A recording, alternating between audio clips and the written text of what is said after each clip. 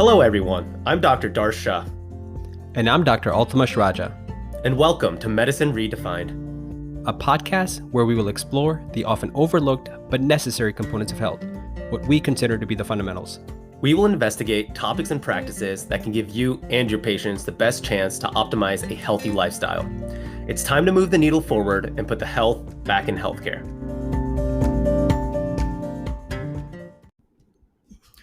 Our guest today is Dr. Jess Daigle. She's a pediatrician who specializes in newborn concierge medicine, placing an emphasis on individualized attention, comprehensive support, and nurturing the overall well-being of both the newborn and their family. Having witnessed the transformative power of a tailored approach to healthcare, Dr. Daigle made a conscious decision to depart from traditional medical practices and delve into the world of concierge medicine. Through her work, she aims to redefine the newborn experience, particularly during the critical fourth trimester, and challenge the existing healthcare norms by offering an alternative, empowering path for parents. Her expertise encompasses a wide range of topics, including newborn care, postpartum support, breastfeeding, sleep training, and early childhood development. You can expect a refreshing perspective and valuable insights into newborn concierge medicine, the significance of the fourth trimester, and the transformative power of leaving traditional medical practices behind in this episode. Dr. Jess Daigle is truly an inspiring healthcare professional who is making a profound impact on the lives of newborns and their families, one personalized journey at a time. And now for the episode. Dr. Jess, thank you so much for coming on to Medicine Redefined. Thank you so much for having me. It's a pleasure. Yeah, pleasure is mine as well. So, I was really curious when I was doing some research, listening to some of the episodes that you've been on other podcasts. I've never met or talked to anyone who's gone from medical student to doing like concierge pediatrics and more specifically newborns and helping postpartum mothers. Tell me about your journey. How did you get interested in that and then really figure out that's kind of the way you wanted to practice? Yeah. So from young, I always knew I wanted to be a pediatrician, particularly a baby doctor. I saw my first preterm infant, and I was like, I'm in love. And so I set out on that journey to become a neonatologist. And so went through all the traditional training, all the regular school, then in med school to get residency. And in my residency, I actually ended up having like a miscarriage, and that was my first window into understanding more about how doctors interact with their patients, because I felt like I was treated like a doctor going through the process instead of a patient. And then I had my husband who wasn't really understanding why we couldn't make certain interventions, and I realized that the healthcare team wasn't really catering to his lack of knowledge of the incident. And so that was like my first thing, like, like you file that away, right? And then I ended up getting pregnant again. And then my son was preterm. This was going into the end of my senior year in pediatrics residency. And he was born at 31 weeks and was in the NICU for about 5 weeks. And so I was like, well, look at that. I want to be a NICU doctor and I'm having my own preterm infant. I was like, nothing like having that experience, right? That real life experience. And that also then too opened my eyes into like more what our patients are going through, like the struggles they're enduring, especially with bringing home a preterm infant. He had to go back on tube feedings and just other things that it was a struggle. And it didn't matter that I was a physician. I still had to deal with the same emotional turmoils and doubts and fears that I imagined my patients were going through. And so then I got into fellowship, but I was separated from him a little bit. And so then I ended up resigning because it's one of those things, and this is why I'm so passionate about helping moms and babies now, is because a lot of people don't really know what motherhood is like, and it's until you're in it. And I didn't really know what kind of mom I would be. I don't know if anybody really knows what kind of parent they're going to be, right? I think you have hopes and dreams, like this is the way I will parent. But I was really like struggling being separated from him. Like I felt real guilty and like, how am I pursuing doing this when I have my own preterm infant that I need to take care of, right? So I resigned from fellowship and ended up getting a job in a level 2 NICU, which was great. So I was able to combine the knowledge that I'd already attained in that first year, and continue on helping the patient population that I wanted to help. So, I did it for 6 years, and then I was like, but I feel like there's more to me, and that's where that book Made for More, that we did with Dr. Una and some of the other women in the Entrepreneur Business School was perfect because I felt that resonated with me. Like, yes, I have so much more to give. And, but I didn't realize that about myself at first. I only had that one dream, right? And so, then I started to think, well, what do I enjoy about my patient encounters? And I love like educating my families, like the bedside right there with families, especially explaining to them what's going on with their baby, helping them through difficult times. I feel like that was my skill set, that was my gift. And I was like, how can I spread that out a little bit more than just the hospital? And so I had also just simultaneously been thinking about old school medicine. And interestingly, went from my personal statement to med school, I actually had talked about my draw to becoming a doctor was that old school medicine of that personalized care of Mm-hmm. feeling like you would hear people describe how the doctor come to their house because that was even before my time. But I like the idea of that personal, you being vulnerable, because medicine is vulnerable. It is personal. Like like it's your health, like your money and your health are like the two things that I think you get personal with. Yeah, yeah. And so I'm like, like for somebody to trust us with their vulnerabilities like that, I think that's special. And I think that we should look at that as a privilege. And how can we preserve that relationship? What I like to think was that good doctor patient relationship. And so, but I talked about in my personal statement how, it was, you could see medicine was changing even while I was in school and going into medical school. Like you hear other doctors talking about, I actually used to get discouraged. People say, don't go into healthcare. It's like turning crazy. Insurance is taking over. Yeah. I didn't get it. I didn't really get what they meant by that until being Mm-hmm. out in the workforce. And you're like, man, they were right. They were telling the Yep. truth. Like, you go to school to help people, and then you get out and start working, and you realize there's so many systems and politics, the business Mm-hmm. of medicine, all these things that tend to hinder you from doing what you really set out to do. Like I think 99 probably percent of the people who set out to be a doctor really had altruistic reasons for doing so, right? Right. So it was a combination of who I like to serve, taking care of moms and babies, and being able to provide that time in an outpatient setting too, because the hospital I was unrestricted. I could sit at the patient's bedside if I wanted to for 15, 20, 30 minutes if we had to go through things. I wasn't really restricted. And so I was like, how could I recreate that on an outpatient basis? And I stayed away from general clinic because you are forced to see so many people. Like they want you to hurry up. I remember when I was in residency, I used to get in trouble all the time because they'd be like, "You in there too long with that patient." It's about the RVUs. Yeah. I get the mom. She's a 16-year-old and she just found out she's pregnant. You can't talk to her in 5 minutes. And so, just little different things like that. And so I was like, you know what? Who's to say that I can't create the practice that I desire? Right. So I started to do some research and I found this Indian doctor, which I love her, Dr. Naya Patel, and she's in Colorado, and she was doing like the concierge medicine. Like I Google like home care because I was like, well, people do home health. Like home health has always been Right. there, but it's been other people like traditionally nurses and like therapists and things like that. So I was like, well, why we can't bring the doctor back to the home, Exactly. right? Like everybody else goes. And so when I saw she was doing it, I felt so encouraged about this is possible for me because someone's already doing it. You feel a little bit more justified in For your. sure. So that's really how I got into the desire to do it. And even since then, like I resigned from the hospital last year, I started working on it a little bit before that. I've even evolved a little bit more into my understanding of what are the needs that a mom really has. Because even me going to the home as a pediatrician is technically not enough. They really need like a care team of people that's helping them on their journey, because it's not one person that can do everything for them. So that's something I'm exploring even now. Like, how can what I want to do be a part of the bigger picture? Yeah, for sure. I love that story. Right? I think when the pre med when pre meds listen to this, I mean, they gotta replay the first 7 minutes of this episode. Because there's so much value in what you talked about. I mean, I mentioned this a lot of times that as an 18-year-old, you're a pre medical student and you have this dream of just helping people, and sure, along with that comes the money and the prestige and Yeah, being a doctor, and it's a dream, right? But in the yeah, end, you're there and you just imagine yourself in a white coat making a life-saving decision, right? And then you get into medical school, and we have no idea what medical school is like as a pre-med. Go no, through it, take your exams, whatever, And then you go into residency, and as a med student, you have no idea what a resident, truly is. You just see them, you Yeah. shadow them, you talk to them. Then you're in Yeah. residency and you're like, all right, I'm a real doctor now, but you have Yeah. no idea what attending life is like, right? And so I always talk about when you connect the dots from pre-med to attendinghood, you're 18 and you have no idea what you're going to get yourself into, which I totally understand why so many people say, don't do this path. Like, you're just going to be in front of a computer. And hey, as much as I love admin work, I would much rather talk to people. Like, that's my strong suit. That's your strong Yeah. suit. Like, we love Yeah. coaching and helping people in front of us. Yeah. And so Yeah. I see a lot of value in what you're saying.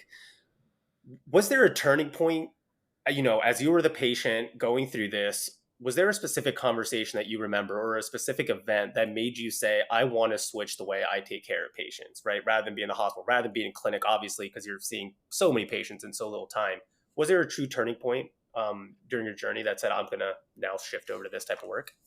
Well, I feel like I've always been a truly curious person. I've always wanted to know why and understand things, and especially like my husband is always like, "Don't doctor me." Like when I come home, he's like, "You're not at work Yeah. anymore," because I'm always like, "Well, why did you want to do that? Like, but why didn't you go that way?" He's like, "Oh." So I think I've always been a very curious person, which I think has served me in my medical journey because I've always wanted to learn more and being it didn't feel like a struggle to me. It was always like, let me see why that is. Why is that muscle move that way, right? But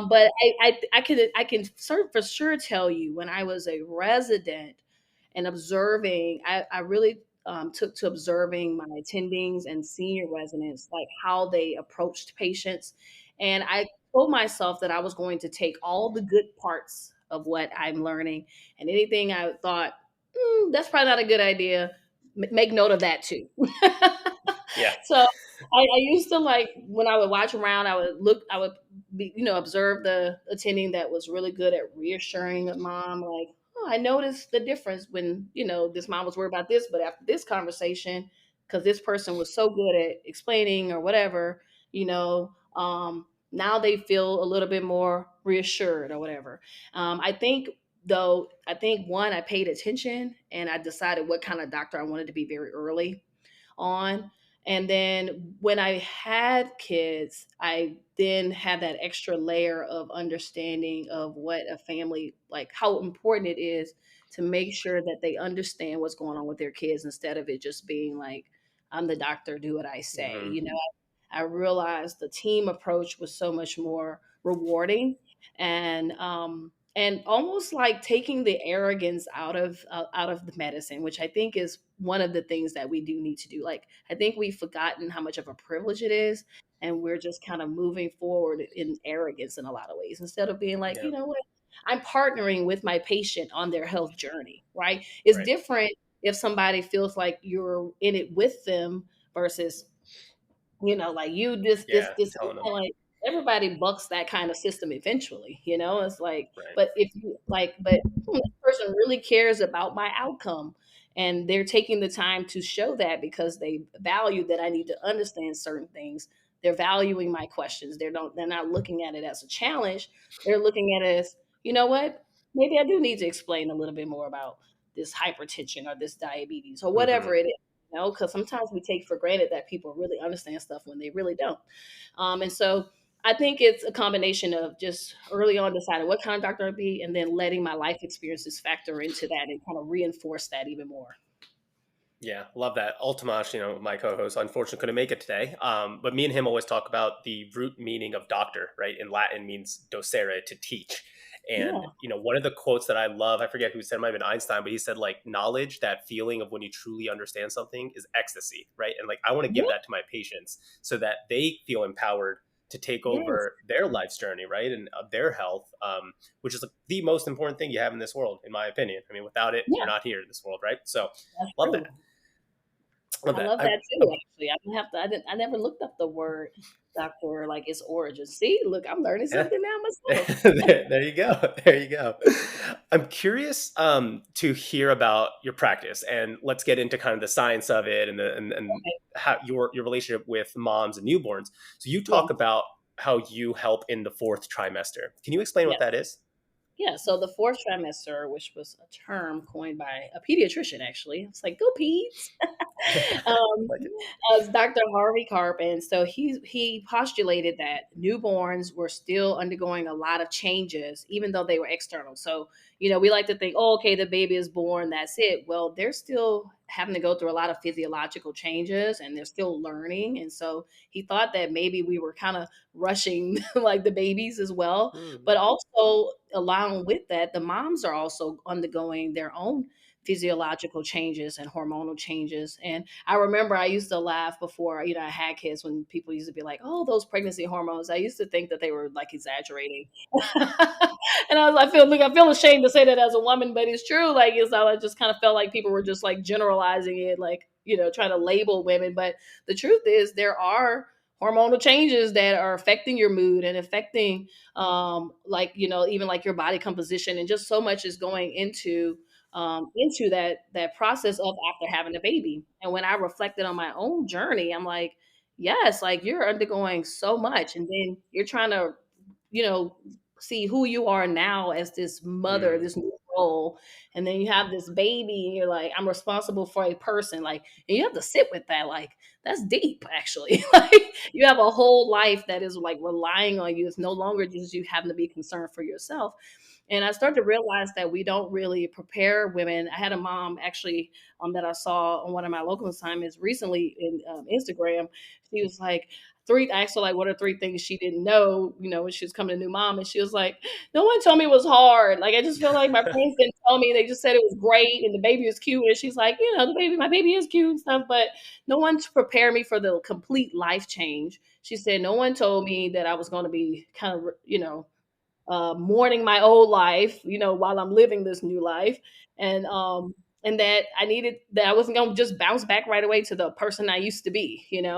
And so I kind of asked her some probing questions to get at like, well, what do you want your life to look like right now? What do you envision? And in reality, if someone had told you it was hard, what difference would it have made for you?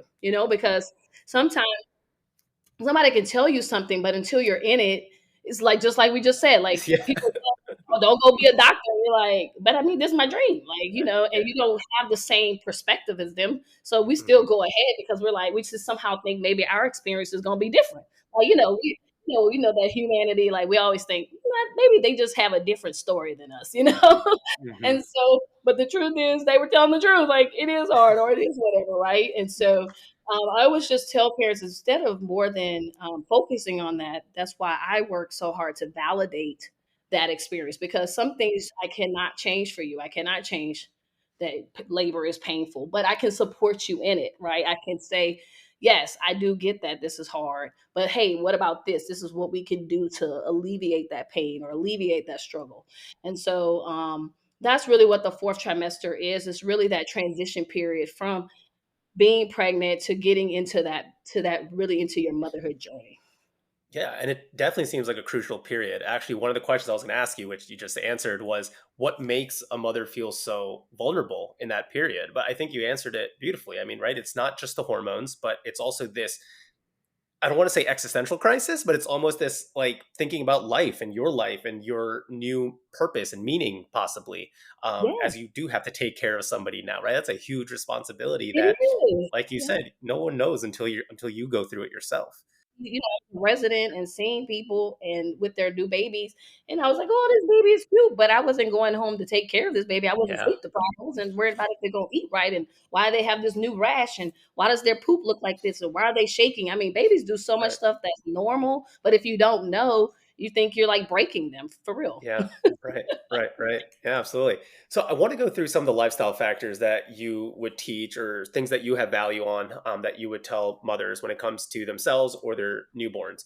First, I want to talk about is emotional health, right? We just kind of touched on it a little bit, but it's, depression after delivery seems to be very commonplace and It is. oftentimes goes either undiagnosed or misdiagnosed. Yes. How do we raise the rates of accurate diagnosis, right? From a patient advocacy standpoint, but also from a physician, right? A pediatrician or their OB-GYN. How would Yeah. they also assess to make sure that we are taking care of the vulnerable No. patient at that time? Yeah. Yeah. I think, you touch on a good point. I think one of the biggest things, and which is why I'm even building or adding to, the program that I wanna build, is really recognizing these things early on in the pregnancy. So, for some moms, waiting until the 4th trimester is often too late. So, education is really the biggest thing, and awareness. So, putting it ahead and saying, "Hey, this is possible and this is what it looks like." There is the Edinburgh scale that we can do as pediatricians and OBs, but then it's not enough to provide the scale to the mom. Is what is the next step? So we need to be aware of who can help the moms and what's their access to that kind of. Okay, is their insurance even allow them to go to a psychiatrist or a counselor or a therapist, right? Because we're really good in medicine about checking off saying that we did something, right? I was talking about that today. With like a baby who was in the hospital, whose mom, did drugs in pregnancy, and when DSS comes, they like to say, "Okay, we check off." The baby is going to this person, but they're not really aware of what is the home environment really like. Are you going to really be checking in to see is this baby continuing to be safe, right? So instead of just being able to say, "Well, we did our part," right? Right. I just like, yes, check, you gave the scale, but is there some follow up? Like, did you check back in 2 weeks or a week later to see did she get the help she needed? It's like sending a referral. You're sending your patient to the cardiologist, but you don't follow up. Did they make it to the cardiologist? What did the cardiologist Right. say? Like, what's the next plan? And so sometimes we kind of we practice medicine disjointed, and we really need to focus. We really need to be more multidisciplinary with the care we're providing. And so that's why I'm actually, I think it's in August, going to do perinatal mental health certification, because Oh, I very want cool. to be more aware of what does it look like. Because a lot of things people think we're taught a lot of things in residency, but we're really not. Like I was not really taught nothing about postpartum depression in residency, like not to the scale that I need to understand it if I really want to help moms, right? And so I think it's just on us because they're trying to change so much about residency education. I think that it's going to be on you as a provider, which some of my physician friends hate that word provider. They're like, I want to be called physician. but but they say, we as people in healthcare, it's going to be on us to be that much more curious and invested in the education and the learning, that taking that continuous medical education very serious for ourselves. So not just to say, okay, I got the CME so I can keep getting my Mhm. board, but I'm really learning some information that's going to be valuable to the patients that I'm serving. And so the answer to your question is going to take us really understanding what it does look like, these diagnoses in the moms, and being committed to a true follow up to get them the help they need, and not just saying, "Oh, I gave them that little scale and they were kind of here, and I told them Mhm. where to go, but I didn't follow up if it was possible for them." No lie. I mean, the providers of the future are going to are the ones who are not only just keeping up with the literature, but the ones who are also seeking to make healthcare better, right? I mean, anyone in the Entre MD school, right? That Facebook group, everyone's looking to learn, and those are kind of the providers. I use the term providers as well.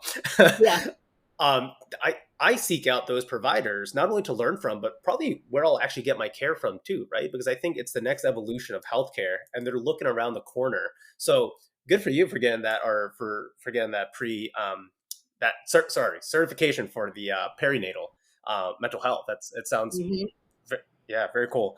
I know one of the things that can lead to depression, or at least anxiety, depressed mood in women, new moms, is breastfeeding, right? Especially if the baby can't latch. What do yes, you tell mothers, when you talk about building a team as well? I'm sure like a latching consultant is somebody that's of utmost priority with that. What yeah. kind of value can you share about that? Yeah. So I think again it goes back to the awareness. So a lot of times we're waiting until the end to address some of the education around breastfeeding. So when a mom is in the hospital having her baby, that should not be the first time she's come across breastfeeding education, because you really have to be prepared. That's why I used to do a postpartum planning workshop, and I need to really get back to doing that. But I talked about like the areas that are affected when you have a baby and how you can build your systems and teams ahead of time. So, like when you're in the beginning of your 3rd trimester, you can be figuring out You can start interviewing a pediatrician. You can figure out who are the lactation consultants in your hospital. If you're going to have a doula, do they have lactation training so they can come help you? Because the facility that you're going to deliver at, do they even have lactation consultants in house? What, are they around the clock? Or because that's why I became interested in it, because if a mom had her baby on the weekend, she was out of luck. Like, because they would have somebody maybe just during the week and not on the weekend. It's like, well, so if you have your baby on Saturday, you don't get the same experience. Like, that to me didn't seem fair.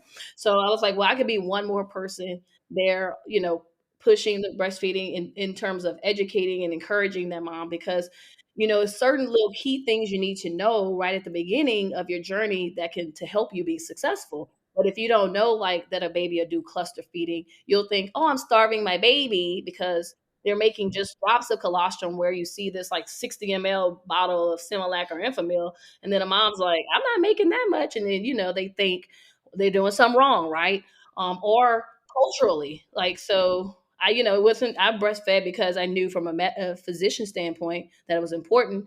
But I hadn't even thought to ask my mom, but I did, like, afterwards. I was like, Mom, did you breastfeed me? And she was like, yeah, actually. But a lot of people, that's not their story. They might be the first person in their circle of folks that is breastfeeding, and so then they have that pressure of, if it doesn't go exactly like they think, then there's grandma, auntie, cousin, sister in the corner, like, you just need to go ahead and give that baby some formula, and you're like, no, that is not the answer, But Yeah, yeah. they're already stressed out because they want to get it right. So you're already starting from a place of anxiety because you already want to get it right. Don't let you already be an anxious person, right? Because some people already have very anxious personalities, or dealing with other mental health disorders, even going into pregnancy, right? And so that just exacerbates the situation, having this added stressor on. So I tell my families, if you're committed, if you really want to breastfeed, do a breastfeeding prenatal breastfeeding class, so you know what it looks like that first few days in the hospital to at home. Be committed, line up, know who can come help you, and it's really about knowing and advocating for yourself in a way, right? Like, hey, I'm going to do this. I'm going to get behind the education that I need, and then I'm going to know who I can go to if I'm in trouble, just like we do it with everything else. And I've started to recognize breastfeeding is medicine, because there are medical conditions in moms that can impact their breastfeeding, and they may be blaming themselves, and it may be something medical we need to address that'll make them more successful. So it's really getting the information, then finding the right person that's going to help you, just like you do when you're choosing a doctor, right? Okay, I'm pregnant. I know I need to go see an OB because they need to do scans and they need to do labs and stuff. Well, treat your breastfeeding journey the same. Okay, I need to identify the lactation. I need to get some what is pumping? What do I need to do? How do I know that I'm getting enough? All that stuff will give you that baseline foundation so you can feel sure enough to be successful in your journey. Now, there are some people that it could be going well, but it stresses them out still. So you'll hear controversy about the fed is best phrase. And I think that's because people feel like the formula, people coined that just to push, like, oh, if you're able to breastfeed, at least you're feeding your baby some formula. And I always say breast is best, um, but breast is the better thing to feed with, but feeding is the goal, right? So you Right. want to feed, like, that is the goal, that we can't argue that. But I always tell my families, unless you have some extenuating circumstance, give yourself a chance, and by having the right support, you increase the chances of being successful. Yeah, I love that. And you used the word journey a couple times there, even when it came to breastfeeding, which I think is very important for people to understand, right? So what we know about journeys from our life experiences is that it's imperfect, right? There's ups and downs, Yeah. and the only way to make the journey kind of worth it and try to reach your end goal is by advocating for yourself and getting the resources and educating and trusting the process, right? Figuring it out and finding someone, but trusting the process. Yeah. No, that's what I'm saying. You need to have somebody in your corner. Like, it's Hmm. not meant to be, when people use those cliche terms like it takes a village. That is so true. Like, it might be cliche, but it really is a perfect explanation of your pregnancy process, your motherhood process, anything worthwhile that you're gonna do, like, in your life. You know what I mean? You need that. Yeah. Yeah, for sure. Okay, I want to jump over to the next kind of lifestyle factor here. Talk about movement and exercise, right? Something that doesn't really get a lot of attention when it comes to new moms. And I think there's a lot of myths out there, or there's a lot of confusion, but do you recommend any specific type of progression when it comes to exercise or movement, just for the mom to kind of feel healthy and kind of get back to however they want it to be, or even, more so just to kind of get the hormones aligned? Yeah. So that's a good question. I think that, if you talk to the OBs and things like that, they will say, whatever, say if you were a fairly active person, you can, prior to pregnancy, you traditionally can continue that, through your pregnancy. And then depending on what your delivery looks like if it was, traumatic, a lot of blood loss, different things, like your pain tolerance, you could, at the guidance of your OB, start doing some light things like walking and those kinds of movements. As I've gotten on this journey, I've learned a lot more about pelvic floor therapy and things like that, and like how chiropractors can help you. And I didn't even know all this. I was like, well, when nobody tell me this when I was pregnant?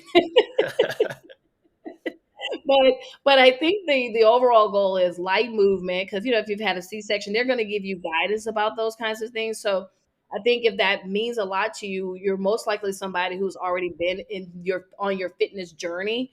You're gonna that's a part of what you recognize as part of your own self-care and things like that. Then talking with your doctor is going to be the best thing, because in that moment they'll be able to make a specific recommendation based on what your overall health has looked like in pregnancy journey, and also what your labor and delivery process was like, because that will also affect the recommendations. But overall, like getting back into more movement, I've even seen them in the hospital. Like that second day, those C-section moms, they want them up and moving. Even if it's just walking the floor, walking back and forth to the bathroom. So definitely, even if it's like walking and movement, I think that definitely is recommended. And then just going um, at the advice of your OB is always going to be best. Right. Makes sense. I want to transition back to how you talk about concierge medicine and doing home visits, because the concept's very interesting, and I think there's a lot to learn from it. Right, being a PM&R resident, we feel like sometimes we're kings of asking about the home environment. Right, we have to know how many steps they have to enter. We have to know if they have a ramp, how many floors, the toilet, the shower. Right, because it's all about function. So I'm curious, when you have a home visit, what are you looking for, aside from just the patient interaction? Is there any type of clues that you're looking for that can help you guide better treatment down the road? Well, I mean, you can look at just the overall like home environment to see, are things on how to put this, like just I guess overall assessing the home environment to see if you need to make any recommendations, especially when it comes to like the safety of them taking care of their baby, and like health and environment and things like that. I think it just gives you more of a window into what might be some of the struggles that your families might be going through, that they Hmm. may not be so open about if you had known. Kind of like, when child support has to go and see, does the baby even have a crib or a bassinet, or like things like that? Does it look like they have a safe place for the baby to be, and things like that? So that would really be like the biggest thing. To be fair, I do like a cursory, but it's not like you're all over people's house Sure. either too. Yeah. So Yeah.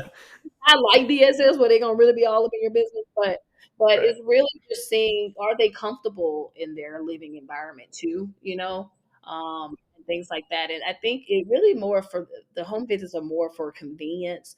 And even now, I've kind of started to, like I said, like, yes, me going to the house to do an exam is more convenient for the mom, but it's really about the time that you can spend. And so I'm even looking at doing like a hybrid model of a brick and mortar and home, because some people are still like, some people don't want you in their house too. Like, it's a very specific kind of people, but they really want the time that you spend. Like, like they were okay with coming to clinic. The problem wasn't the clinic so much as, well, they took all this time to bring their baby there, and you see them for like 70 minutes. And it's like, I done packed up this baby. I done had to do all this stuff. I'm in pain. I done sat in the waiting room, and I couldn't even really get the help that I felt I needed, the time and attention. Right. So the home environment, more going there makes it more convenient, but it's really about what you're able to do with that time of sitting there with them and making them feel comfortable, with you and things like that. Like it's like you're being more personable. Yeah. Then how does your model work? How long do you typically sit with patients, and then is it more than one visit typically, or is it kind of just a one-time visit? designed to do 4 in-home visits, like it's over like 12 weeks. So 4 in-home visits, like, and then virtual check-ins in between. Because remember, like I was saying, it's not just the oh, I did this one thing and then that's it. Like, it's recognizing that there are going to be different things that are going to kind of arise as the baby's growing, as the mom is progressing on her journey as well, right? So it's really about being accessible, if I had to be honest. So I'm actually even thinking of creating like a membership model, because when I was starting this practice, I was hesitant to start because business is medicine is a business too, and then business has to make money to be sustainable. But then in order for me being one person, the time it would take for me to do this, then I have to really have a pricier model almost just for it to be sustainable. And then it makes me feel like, well, I'm kind of isolating the very people that I feel like I'm trying to help.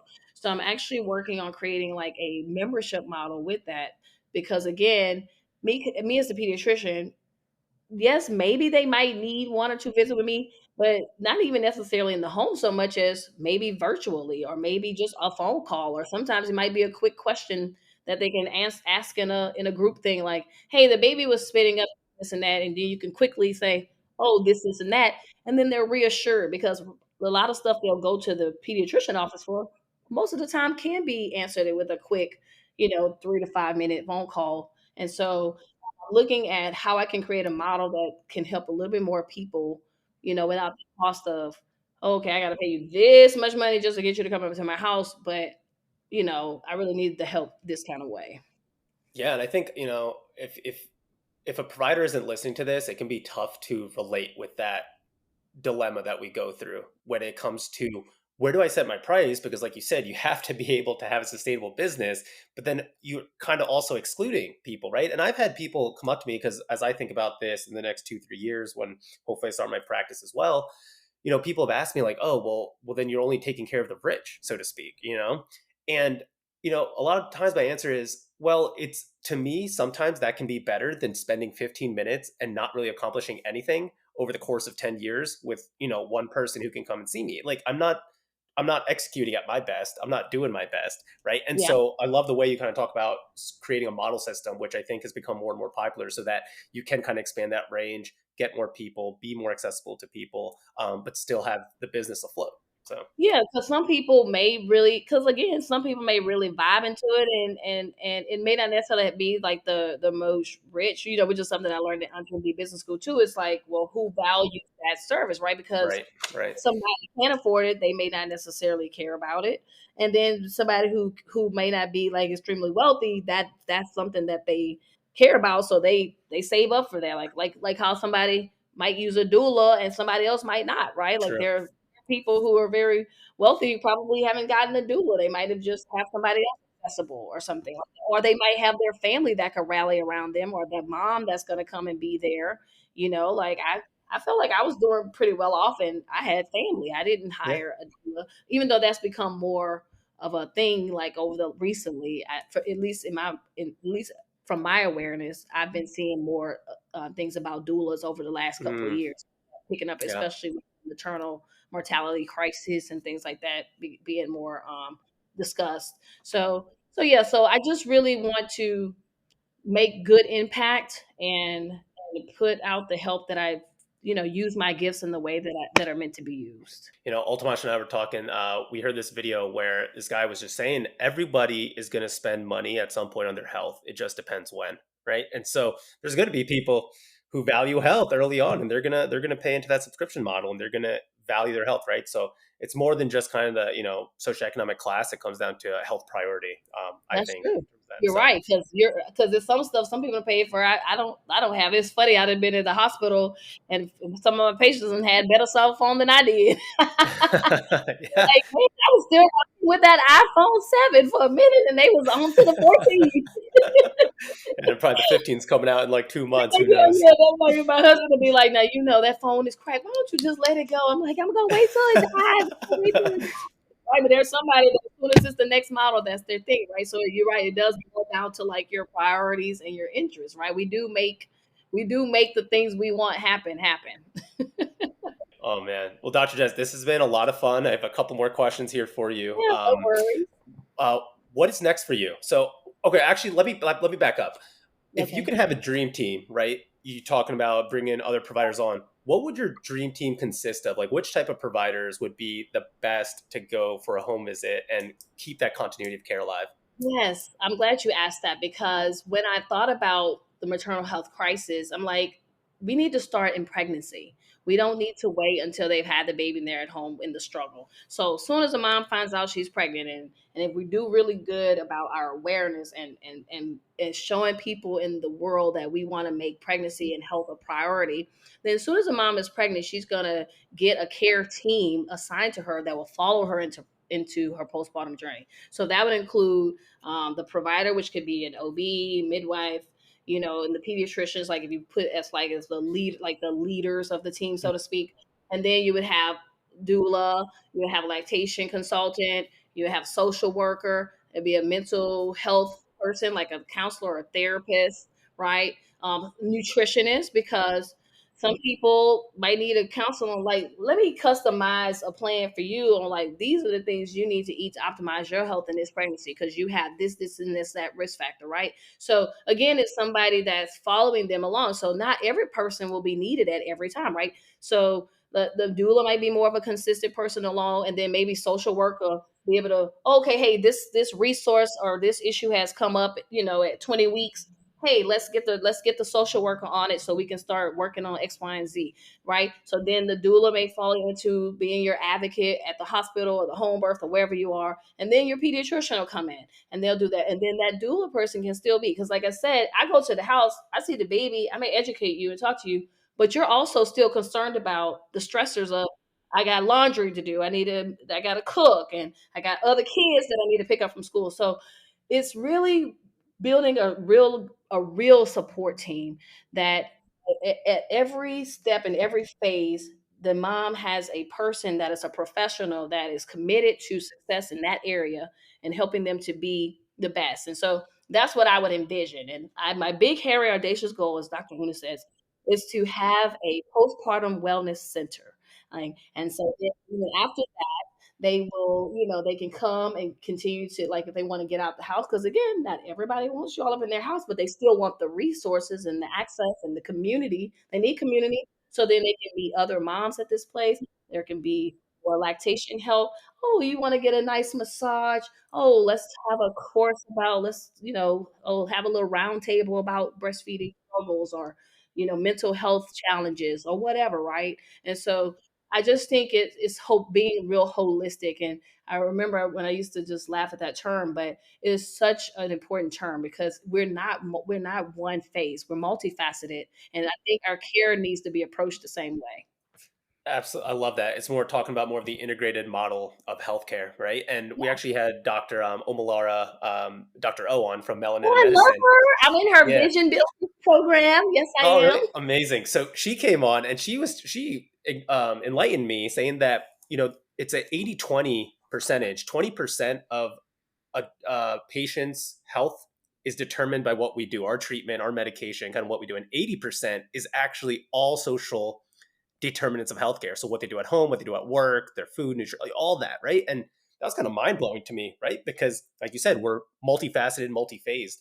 And so often we get siloed as providers thinking about our 20% is actually the, 90 to 100%, where it's not even close. So Yes. yeah. Like, what is the patient's story before they hit your door?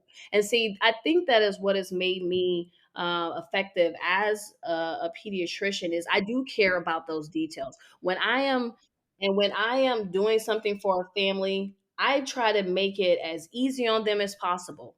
Like, okay, you need this. Well, what pharmacy is really going to be best for you? Or what is this, and oh, hey, do you know you can use this good RX coupon that can get you a little bit, I'm Hmm. involved in making sure what can I do to make them successful at following out my treatment plan, right? Instead of just saying, like I said, we're good at checking the box.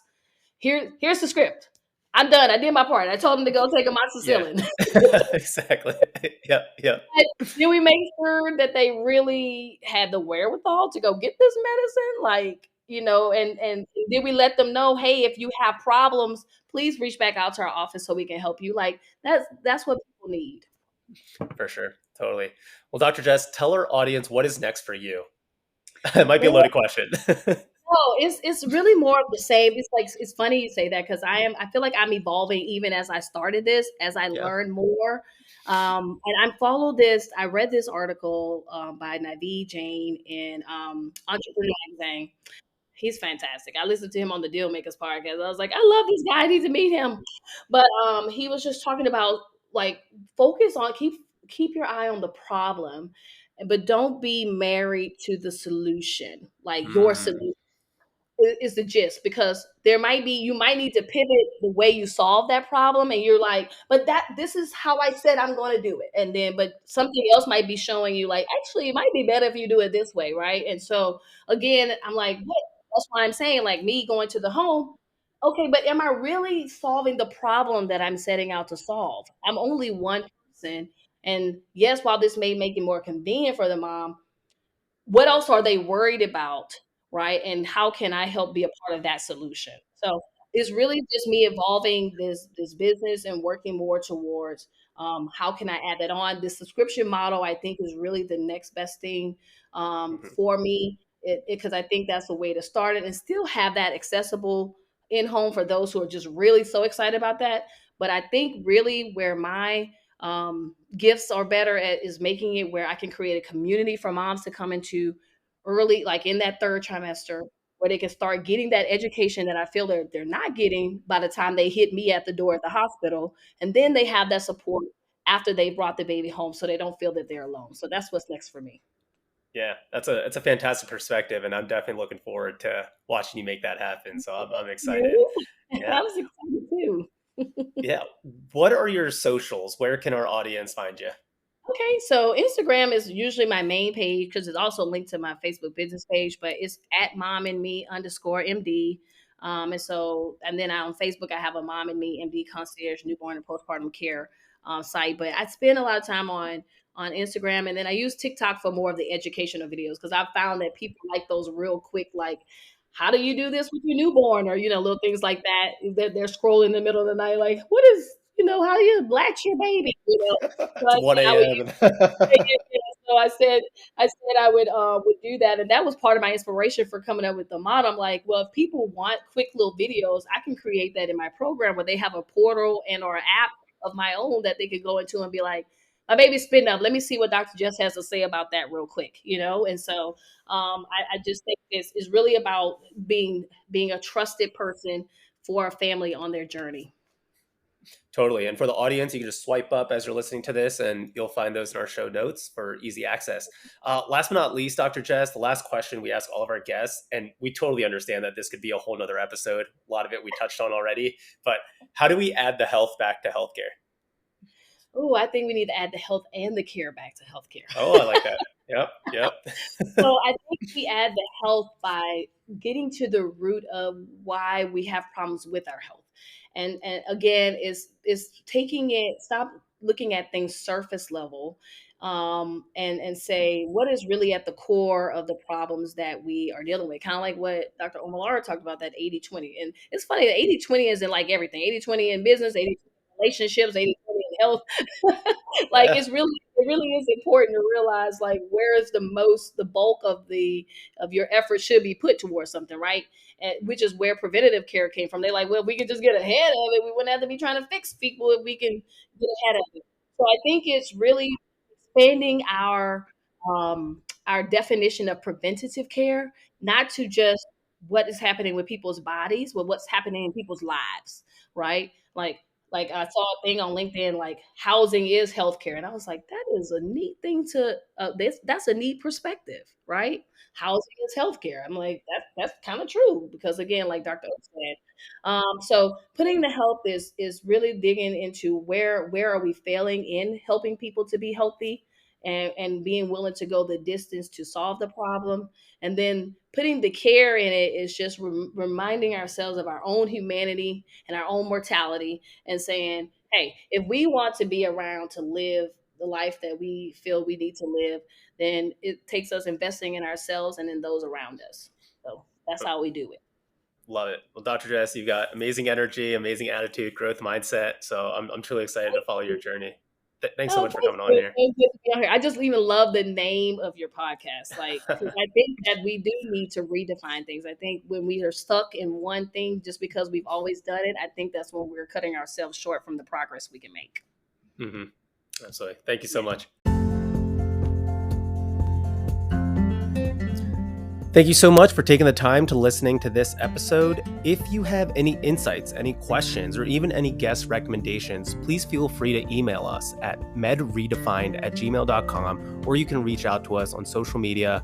We are on TikTok, we're on Instagram, LinkedIn, Twitter, you name it, we'll be there. As always, our medical disclaimer, everything in this podcast is for educational purposes only. It does not constitute the practice of medicine, and we are not providing medical advice. No physician-patient relationship is formed, and anything discussed in this podcast does not represent the views of our employers. We recommend that you seek the guidance of your personal physician regarding any specific health-related issues. And thank you to our team, Ethan Ju and Haritha Yapuri, for the production of this podcast. We'll see you next week.